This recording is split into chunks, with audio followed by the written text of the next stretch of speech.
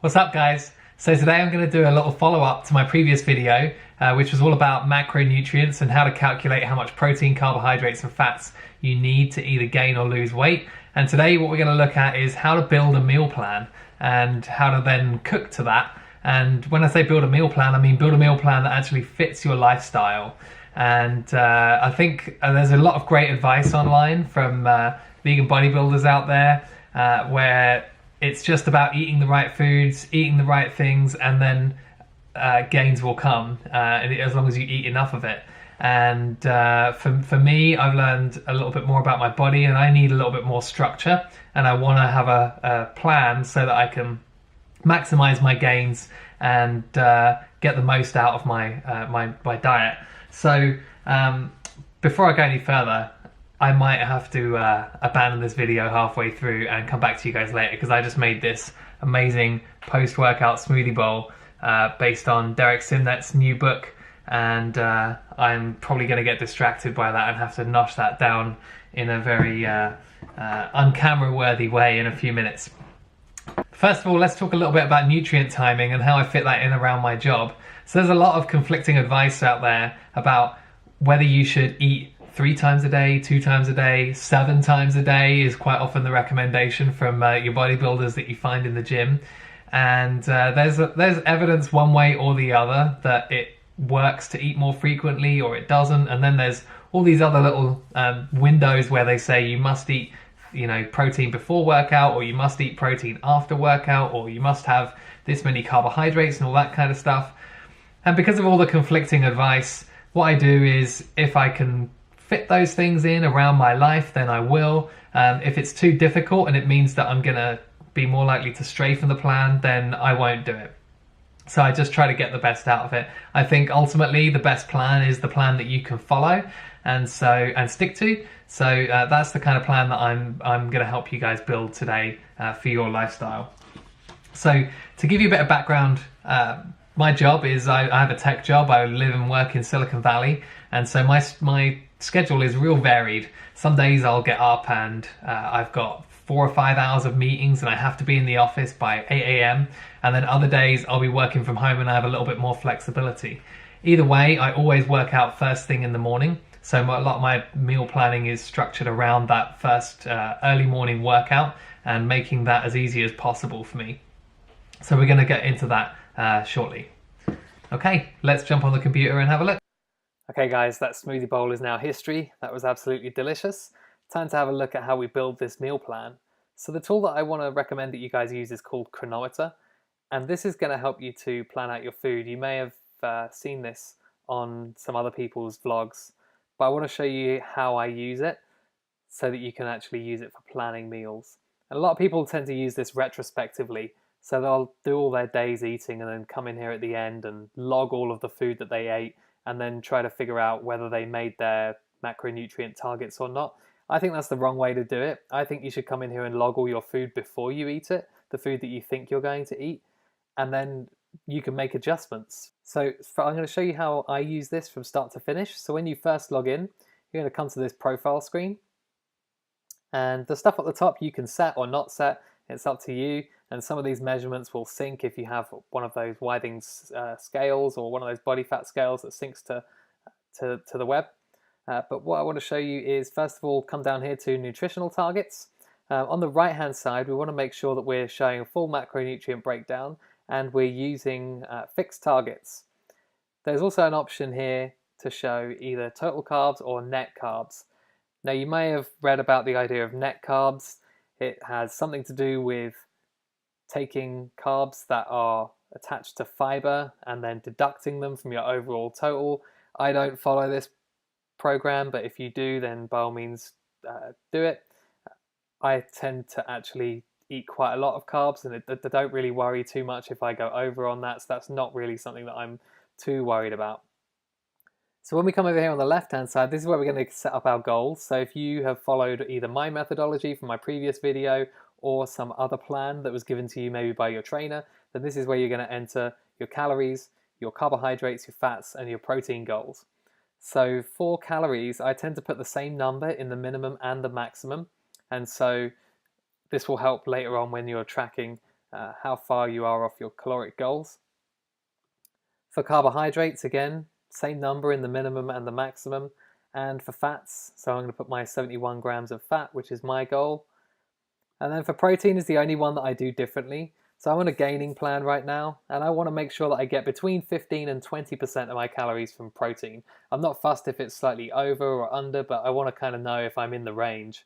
So I put in the minimum of 119 grams of protein and my maximum of 159 grams of protein. So there's no need to hit save or anything, it automatically saves. And then when we come back to the diary page, we'll see that our goals are now entered. So we can see how much food we've logged for today. So I'm going to be creating a meal plan here. So I just need to start with a blank clean day. And I'm just going to start adding food that I'm planning to eat. It doesn't matter about getting the date right. You can just use whatever day you're on right now. So in terms of fitting this around my lifestyle, I tend to work out first thing in the morning. So I need something that's light, something that's easy to prepare and isn't going to weigh me down heavily. So what I've really been enjoying recently is just a couple of medjool dates loaded up with some almond butter. I'm going to add those in right now.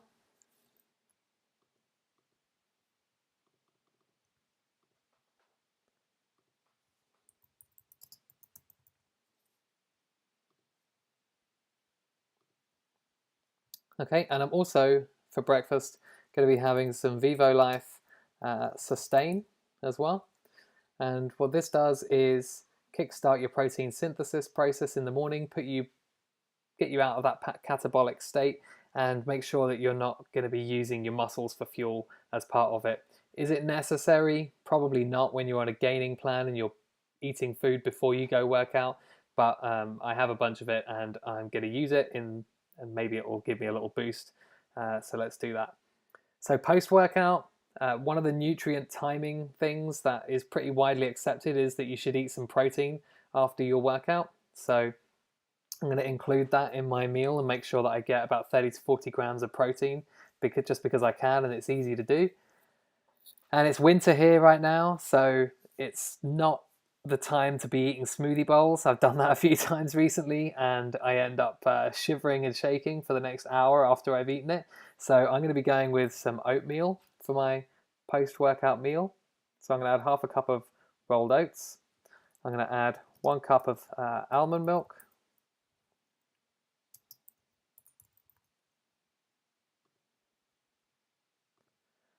I'm also going to have 2 bananas.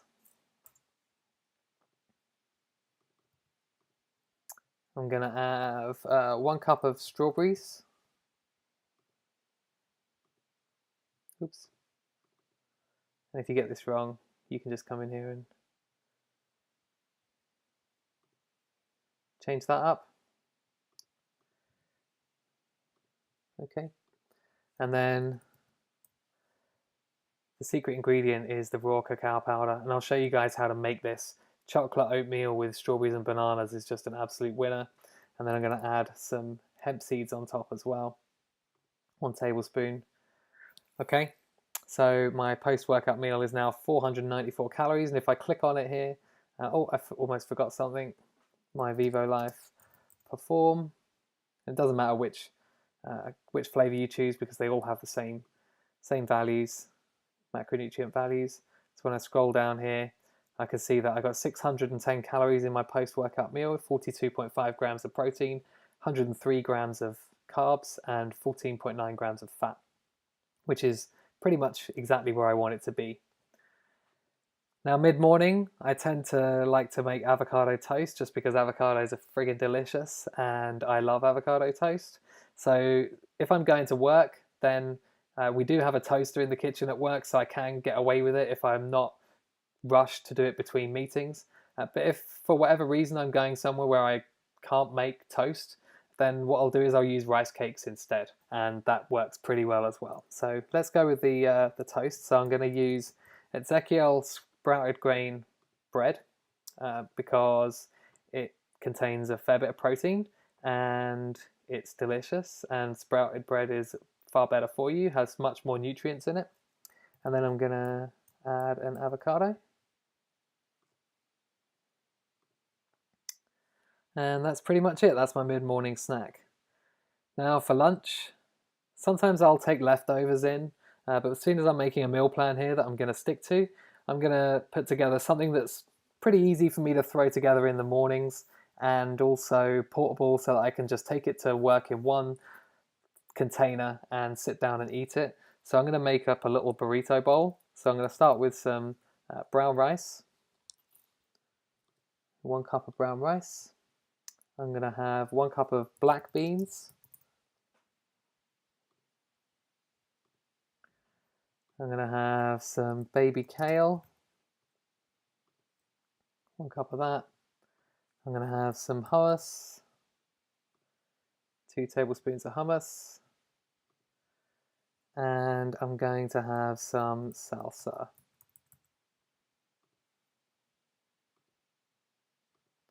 Half a cup of salsa. Okay, and I may find some other veggies that I want to throw in there, but nothing that's going to massively impact my macronutrient values. Okay, so now I'm going to skip the mid-afternoon snack for a second and leave that as an unknown, and I'm going to come down to dinner. So for dinner, I've been really getting into Derek Simnet's ebook, and I'm gradually working my way through making all the recipes. So when you make up a big batch of something where you're following a recipe, and then you're going to divide it up into servings, you obviously can't put the whole recipe in here because it would be like you're going to eat the whole thing at once. So what you can do is come across here to the food section, and you can actually create your own custom recipes. So you'll see here I've got a bunch of things that I've found online and that I've entered here that I then divide up. So lots of things I found from Melissa Hanson, Derek Simnet, and some other people. So I've actually already entered Derek's recipe here. The way you do that though is you add all the ingredients one by one, and then the key is making sure that you put the number of servings that you're going to get out of the whole recipe, and then that is what divides it all up so that you get the right macronutrient readings from each one. So when I come back over here to my diary for dinner, I'm just going to hit add food, and I'm going to say shepherd's pie, and Simnet Nutrition shepherd's pie comes up.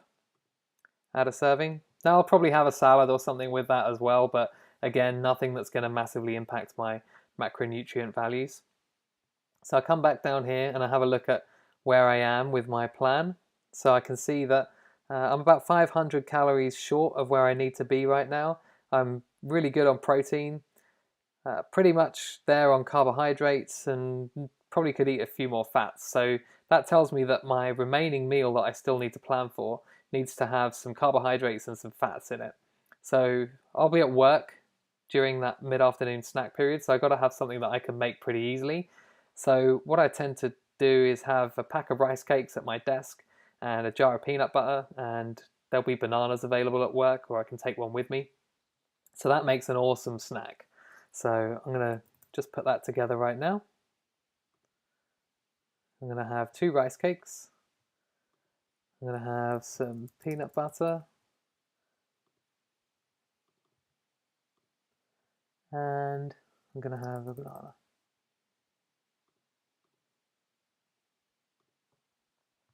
So that's another 431 calories. So now when I come down, I'm now just under on my calorie goal, and I'm pretty much at 100% on all of my others. The reason, by the way, that they're all over 100% is because I've hit my minimum on protein, but I haven't hit my maximum on protein yet. So if I'd have put in just the same value in the minimum and maximum, all these values would be at about 100%. So it's looking pretty good. There's going to be a few extra calories from the salads and things, but again, nothing that's going to mess up my macronutrient values. So I think this meal plan is pretty much ready to go. So now it's time to go shopping and then make some shepherd's pie.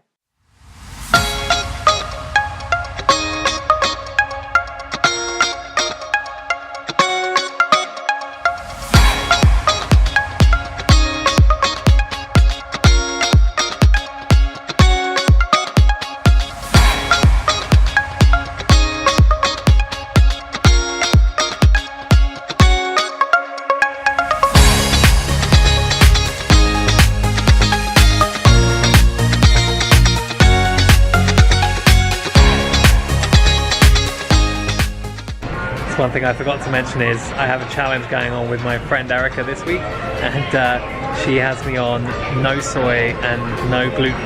So I have to make some changes for my avocado toast and buy gluten-free bread, which I've never bought before, but I'm gonna go for this stuff, which is right next to the bread that I normally buy in the freezer. So I guess I'll go for this multi-grain loaf. No idea what it's gonna be like, but here we go.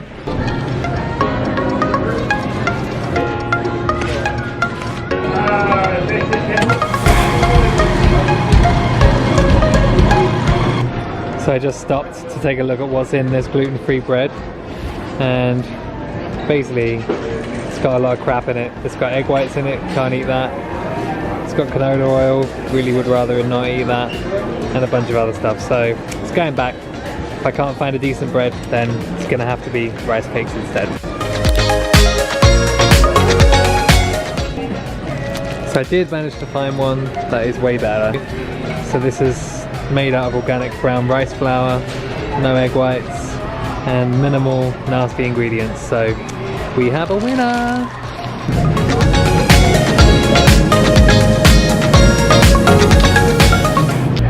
So there's a lot of debate about fresh versus frozen for produce, and particularly berries, right? Because they're pretty difficult to get hold of fresh at this time of year, and so should you really have frozen? And what I found from doing my research is that frozen can actually be better a lot of the time, because it gets frozen right when it gets picked. A lot of the nutrients are sealed in and it doesn't break down, whereas when it comes to the store fresh, it can actually already have been sitting there going through shipping and logistics for several days or weeks before it gets to the store, so it's actually not as fresh as frozen. And in any case, berries are real expensive in the winter because they come from so far away, and I have actually gone running back and forth between the fresh section and the frozen section, checking out the prices and seeing whether there's any major difference on all of them. And most of the time the frozen berries work out to be a lot cheaper, unless there's a huge sale on, like it's summer, and strawberries are you know, 2 a penny, 2 a penny, 10 a penny, I don't know. When there's a lot of strawberries, then it's not worth it, so you might as well just buy the frozen stuff and be done with it. And you know what, after that little speech, they don't even have any organic frozen strawberries, and I'm not buying conventional. Oh yeah, they do. They have a little bag, so I'll get a couple of those little bags. Conventional strawberries are not good to buy because they really, strawberries really retain a lot of the pesticides. So if you're only going to buy some things organic and you're buying strawberries, make sure that strawberries are one of the things you buy organic.